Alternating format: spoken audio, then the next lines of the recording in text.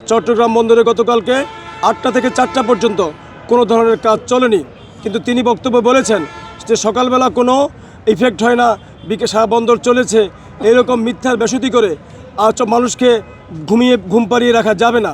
আমরা বলতে চাই যে এই চট্টগ্রাম বন্দরের যারা আমাদের সহকর্মীরা আজকে আরও বীরদর্পে গত 2 দিনের মতো আরও বীরদর্পে আমাদের এই কার্যক্রমকে এগিয়ে নিয়ে যাওয়ার জন্য কাজ করে যাচ্ছেন।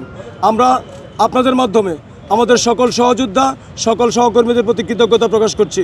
আপনারা ইতিমধ্যে দেখেছেন একটি পত্রিকাতে এসেছে যে 7000 শ্রমিককে কাজে যোগদানের জন্য জেডিএল থেকে চিঠি দিয়েছে। এটা জেডিএল থেকে চিঠি দিয়ে কি কাজ করানো যায়? আমাদের চট্টগ্রাম বন্দরের চেয়ারম্যান উনি কোনো নিয়ম নীতি বোঝেন না, উনি কোনো কাজ বুঝেন না, উনি কোনো আইন বুঝেন না, উনি কোনো কানুন বুঝেন না, যার কারণে উনি এই সমস্ত চিঠিপত্র প্রেশারাইজড করে ইস্যু করে চট্টগ্রাম বন্দরের মানুষকে, চট্টগ্রামের মানুষকে, সারা বাংলাদেশের মানুষকে উনি বিভ্রান্তি করতে চায়। আপনাদেরকে একটা তথ্য দেই। প্রথমে আমি এবং আমার সহযোদ্ধা জনাব ইব্রাহিম খোকনকে পানগাঁতে ট্রান্সফার করা হয়। পানগাঁতে ট্রান্সফার করার একটা নিয়ম হচ্ছে, যদি শহর থেকে শহরে ট্রান্সফার করা হয় তাহলে কমপক্ষে 7 দিন সময় দিতে হয়। কিন্তু এই অথর্ব চেয়ারম্যান চট্টগ্রাম এবং পরিচালক প্রশাসন মাত্র 24 ঘন্টা নোটিশ দিয়ে আমাকে, আমার 16 জন সহযোদ্ধাকে চট্টগ্রাম বন্দর থেকে পানগাঁতে চলে যাওয়ার জন্য প্রেশারাইজড করতেছে, এবং আমরা তার তীব্র নিন্দা এবং প্রতিবাদ জানাচ্ছি।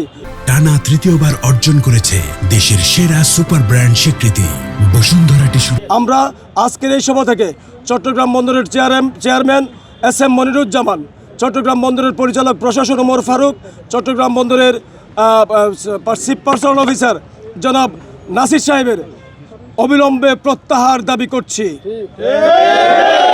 আমরা চট্টগ্রাম বন্দরের চেয়ারম্যান, চট্টগ্রাম বন্দরের পরিচালক প্রশাসন এবং চট্টগ্রাম বন্দরের সিপিইউকে চট্টগ্রাম বন্দর থেকে প্রত্যাহারের দাবি জানাচ্ছি। যদি আমাদের এই দাবি মানা না হয়, নিশ্চয়ই বাকি কথায় জনাব ইব্রাহিম খোকন বলবেন। আমি সকলকে অনুরোধ করব, আপনারা যেভাবে আমাদেরকে সহযোগিতা করে যাচ্ছেন, আগামী দিনের যে কঠোর কর্মসূচি, সেই কঠোর কর্মসূচিকে আপনারা এগিয়ে নিয়ে যাওয়ার জন্য আমাদেরকে সর্বাত্মক সহযোগিতা করবেন।